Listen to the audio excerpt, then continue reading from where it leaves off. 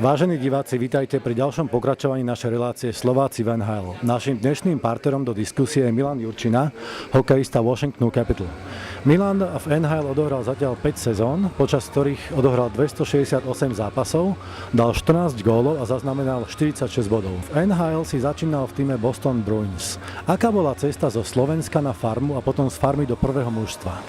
No tak ja som prakticky bol ešte v juniorke v Halifaxe, bol som tam 3 roky a potom to ide ten stereotyp, jak to vždycky funguje, prejdeme cez draft a potom sa podpisujú zmluvy, to záleží na mužstvo, že či majú záujem alebo nie. A podpísali sme zmluvu a ako 19-20 ročný som už hral na farme v Providence. V Bostone si sa potom pomerne rýchlo udomácnil v prvom družstve a v tom čase si tam hrával so Zdenom Chárom. A keď si s ním hral v obranej dvojici, tak vás volali Twin Towers, ako dve vysoké veže. Ako si spomínaš na tieto časy? No tak určite boli to veľmi dobré časy. So Zdenom sa nehrá každý deň a bol som tam ešte 2 sezóny predtým, to bolo až na 3. sezónu, keď sme hrali so Zdenom spolu, tak určite je veľa sa od neho čo učiť a je to veľmi dobrý hokejista, veľmi dobrý chalan, nalade aj mimo ľadu. Potom v roku 2007 prišiel trade do Washingtonu Capitals. A aké bolo sťahovanie a ako si zvykol v tomto mužstve?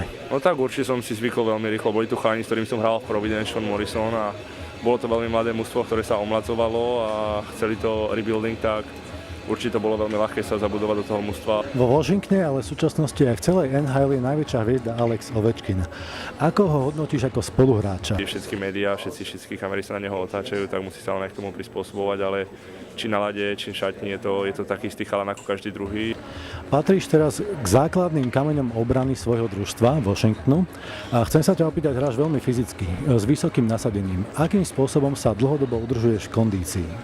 No tak sezóna je dlhá, je to 8 mesiacov, tak určite keď tam nie sú zápasy každý druhý deň, je tam nejaký ten 3 dní medzi zápasmi, tak ten deň prvý, keď tam väčšinou bývajú voľná, tak ideme či už na bicykel alebo do posilne, treba sa udržiavať to telo v tej kondícii, lebo určite nie je to ľahké odohrať 82 zápasov v takom tempe, ako sa hrá tu na NHL, tak určite nie je to moc ľahké a treba si udržiavať to telo v tej najlepšej fyzickej kondícii, ako sa len dá.